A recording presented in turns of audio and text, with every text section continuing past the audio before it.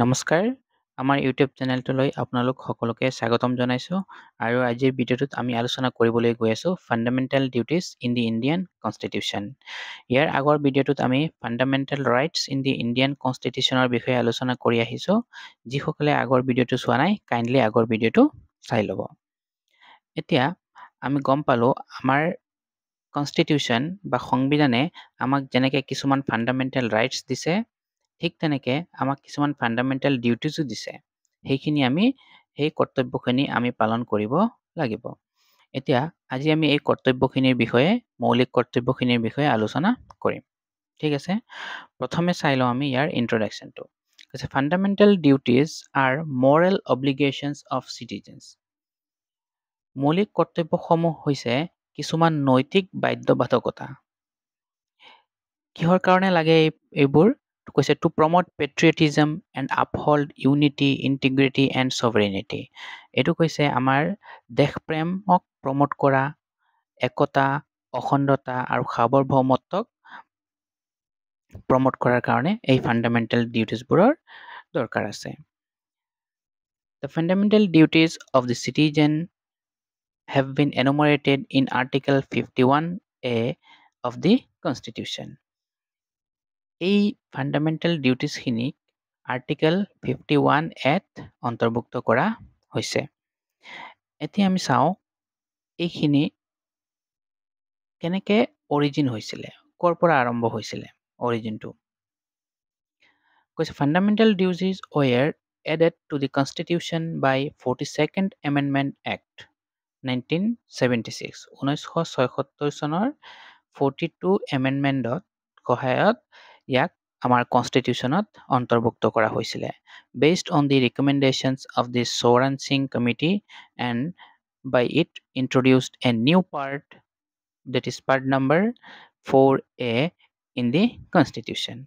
সোৱৰাণ সিং কমিটিৰ ৰিকমেণ্ডেশ্যন মতে ইয়াক সংবিধানৰ নতুন এটা পাৰ্টত অন্তৰ্ভুক্ত কৰা হৈছিলে, যিটো নেকি 4A আছিলে। এতিয়া আমি ফাণ্ডামেণ্টেল ডিউটিজখিনিৰ বিষয়ে আলোচনা কৰিম। ফাৰ্ষ্ট কৈছে to abide by the constitution and respect its ideals and institutions. ইয়াতে কৈছে প্ৰথমে আমি আমাৰ সংবিধানৰ যোনবোৰ প্ৰভিজনছ বা প্ৰিন্সিপলছ বা লজ আছে সেইখিনি আমি মানি চলাটো আমাৰ এটা মৌলিক কৰ্তব্য। তাৰপিছত কৈছে ৰেচপেক্টছ ইট আইডিয়েল।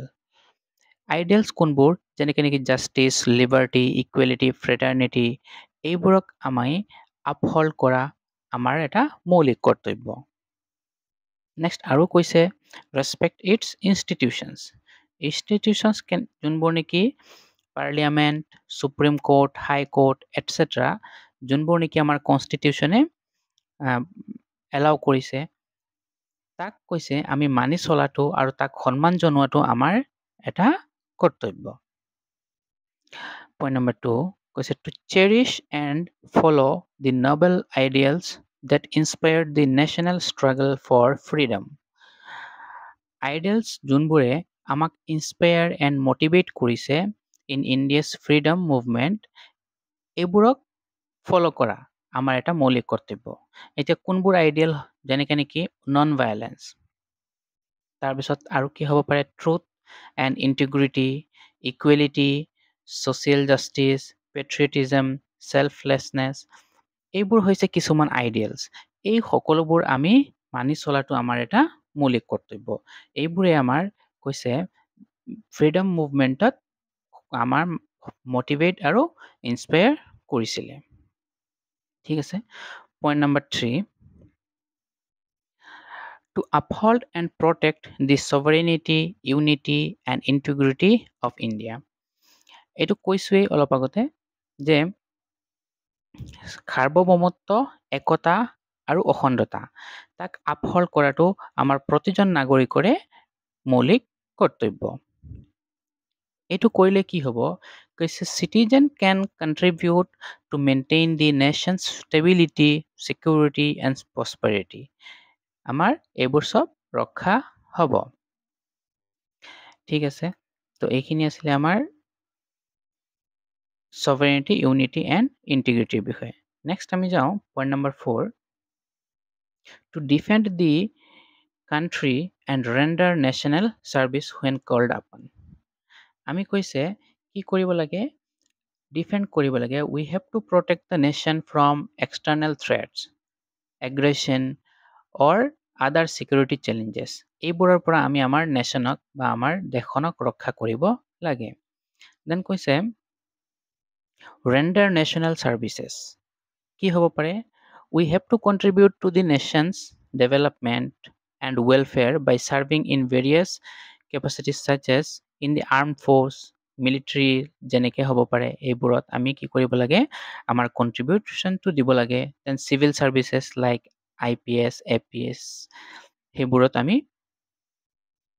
আমাৰ কণ্ট্ৰিবিউট কৰিব লাগে এইটো এটা আমাৰ মৌলিক কৰ্তব্যত পৰে next point number 5 to promote harmony and the spirit of common brotherhood among all people of India ইয়াত কৈছে ভাৰতৰ সকলো লোকৰ মাজত ধৰ্মীয় ভাষিক আৰু আঞ্চলিক অথবা সাম্প্ৰদায়িক অনৈক্য অতিক্ৰম কৰি সাম্প্ৰতি আৰু সামূহিক ভাতৃত্ববোধ আমি বৃদ্ধি কৰিব লাগে এইটো হৈছে আমাৰ আন এটা মৌলিক কৰ্তব্য point number 6 to value and preserve the rich heritage of our composite culture আমি জানো আমাৰ ভাৰতবৰ্ষ এখন বহুত ডাইভাৰ্ছ দেশ তাত কৈছে আমাৰ মিশ্ৰিত সংস্কৃতিৰ মূল্যৱান ঐতিহ্যবোৰক আমি কি কৰিব লাগে মূল্য দিব লাগে আৰু তাক সংৰক্ষণ কৰিব লাগে যেনেকৈ নেকি আমাৰ কালচাৰেল হেৰিটেজ হ'ব পাৰে art literature music dance etcetera এই সকলোবোৰক আমি প্ৰিজাৰ্ভ কৰিব লাগে দেন হিষ্টৰিকেল মনুমেণ্টছ আছে কিছুমান ট্ৰেডিশ্যনছ সেইবোৰক আমি আমাৰ ফিউচাৰ জেনেৰেশ্যনৰ কাৰণে কি কৰিব লাগে প্ৰিজাৰ্ভ কৰি ৰাখিব লাগে সেইখিনি কৈছে point number 7 to protect and improve the natural environment আমাৰ যিটো নেচাৰেল এনভাইৰনমেণ্ট আছে তাক আমি ইম্প্ৰুভ কৰিব লাগে যিমান পাৰোঁ আৰু তাক আমি প্ৰটেক্টটো কৰিব লাগে এতিয়া কেনেকৈ কৰিম যেনেকৈ ধৰক কনজাৰ্ভ ৱাটাৰ আমি অযথা পানী অপচয় কৰিব নালাগে প্লেণ্ট ট্ৰিজ যিমান পাৰোঁ বেছি সংখ্যক আমি গছ গছনি লগাব লাগে support renewable energy use public transport etcetera এনেকৈ বহুত ধৰণৰ আমাৰ কামৰ সহায়ত আমি কি কৰিব পাৰোঁ আমাৰ এনভাইৰনমেণ্টটোক প্ৰটেক্ট আৰু ইম্প্ৰুভ কৰিব পাৰোঁ বন হ্ৰদ নদ নদী আৰু বন্যজীৱক ধৰি প্ৰাকৃতিক পৰিৱেশ ৰক্ষা কৰা তাৰ উন্নয়ন কৰা তথা সকলো জীৱিত প্ৰাণীৰ প্ৰতি দয়া ভাৱ ৰখাটো হৈছে আমাৰ এটা মৌলিক কৰ্তব্য then point number 8 to develop scientific temper humanism and the spirit of inquiry and reform ইয়াতে কৈছে আমি বৈজ্ঞানিক দৃষ্টিকোণ মানৱতাবোধ আৰু অনুসন্ধিৎসু তথা সংস্কাৰৰ মনোভাৱৰ বিকাশ সাধন কৰা আমাৰ আন এটা মৌলিক কৰ্তব্য point number 9 to safeguard public property and abjure violence আমি ৰাজহুৱা সম্পত্তিক ৰক্ষা কৰা আৰু হিংসাত্মক কাৰ্যক কি কৰিব লাগে পৰিহাৰ কৰিব লাগে ত্যাগ কৰিব লাগে হিংসাত্মক কাৰ্যক আমি কেতিয়াও উচতনিমূলক যেনেকৈ বাক্য সেইবোৰ আমি ব্যৱহাৰ কৰিব নালাগে আমি সদায় হিংসাৰ পৰা আঁতৰি থাকিব লাগে সেইটো হৈছে আন এটা আমাৰ মৌলিক কৰ্তব্য point number 10 to strive towards excellence in all spheres of individual and collective activity কৈছে আমাৰ ব্যক্তিগত আৰু সামূহিক কাম কাজৰ সকলো ক্ষেত্ৰতে উৎকৰ্ষ সাধনৰ বাবে প্ৰয়াস কৰা যাতে ৰাষ্ট্ৰই প্ৰযত্ন বা সফলতাৰে উচ্চতৰ পৰ্যায়লৈ নিৰন্তৰ আগুৱাই যাব পাৰে আৰু লাষ্ট যিটো আমাৰ কৈছে to provide opportunity for education to children between 6 to 14 years এইটো কোনটো এমেণ্ডমেণ্টত আমাৰ কনষ্টিটিউশ্যনত এড হৈছিলে কৈছে 86th এমেণ্ডমেণ্ট এক্ট 2002 এতিয়া আমি জানো আমাৰ বৰ্তমান যিটো এডুকেশ্যন চলি আছে ইয়াতে 6 to 14 years যিটো RTE এক্টৰ মতে 6 to 14 yearsত ফ্ৰী এণ্ড কম্পালছৰি এডুকেশ্যন দিব লাগে। এতিয়া কৈছে এইটো আমাৰ এটা মৌলিক কৰ্তব্যটো পৰে যে আমি আমাৰ যোনবোৰ পেৰেণ্টছ বা গাৰ্জিয়ান আছে তেওঁলোকে নিজৰ ল'ৰা ছোৱালীক 6ৰ পৰা 14 ইয়াৰ্ছলৈকে বাধ্যতামূলকভাৱে স্কুলত পঠাবই লাগিব। এইটো তেওঁলোকৰ এটা মৌলিক কৰ্তব্য। এইখিনি আছিলে মৌলিক কৰ্তব্যৰ বিষয়ে। এতিয়া এইখিনিৰ পৰা আমি ইয়াৰ ইম্পৰ্টেঞ্চৰ বিষয়ে যদি মেইনলি 2-3টা পইণ্ট বিচাৰি উলিয়াওঁ কি পইণ্টছ হিচাপত, তো প্ৰথমটো হ'ব promote patriotism and national unity, মানে দেশ প্ৰেম আৰু ৰাষ্ট্ৰীয় একতা, ইয়াক প্ৰমোট কৰা হৈছে ইয়াৰ এটা মুখ্য উদ্দেশ্য। Encourage citizens to contribute to nation's development, আৰু কি কৰিব লাগে আমাৰ নাগৰিকক এনকাৰেজ কৰিব লাগে যাতে আমাৰ দেশৰ উন্নতিত সহায় কৰে। Serve as a reminder of the responsibilities of citizens towards the country, আৰু সময়ে সময়ে মনত পেলাই দিয়া মানুহৰ বা নাগৰিকৰ যোনবোৰ ৰেছপনচিবিলিটিজ আছে সেইবোৰ সময়ে সময়ে মনত পেলাই দিয়া, সেইটো হৈছে আন এটা উদ্দেশ্য বা ইম্পৰ্টেঞ্চ। এতিয়া এইখিনি আমি যেতিয়া ইমপ্লিমেণ্ট কৰিব যাওঁ তাত কিছুমান চেলেঞ্জেছ আছে, চেলেঞ্জেছ আমি দেখা পাওঁ। ফাৰ্ষ্ট চেলেঞ্জটোৱে আমাৰ হৈছে যে lake of awareness about fundamental duties. ইয়াতে আমাৰ সজাগতাৰ অভাৱ। এতিয়াও বহুত মানুহ এনেকুৱা আছে যে ফাণ্ডামেণ্টেল ডিউটিজ বোলা বস্তুটো গমেই নাপায়। তো সেইটো কৈছে সজাগতাৰ অভাৱ।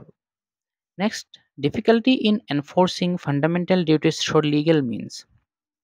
ইয়াক আইনী প্ৰক্ৰিয়াৰে যেনেকৈ আমি ফাণ্ডামেণ্টেল ৰাইটছত কিছুমান আইনী প্ৰক্ৰিয়াৰ বিষয়ে পঢ়িছিলোঁ, কিন্তু ইয়াত তেনেকুৱা কোনো হাৰ্ড এণ্ড ফাষ্ট আইনী প্ৰক্ৰিয়া নাই, যাৰ কাৰণে সেইটো ইমপ্লিমেণ্ট কৰা অলপ এটা চেলেঞ্জ হয়।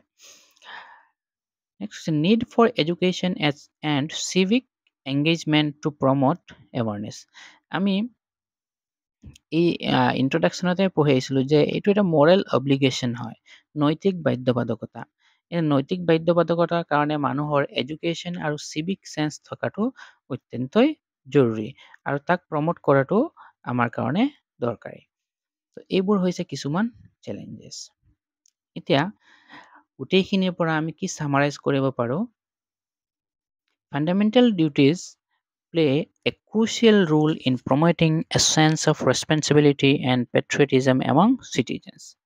এইখিনি ক'লো।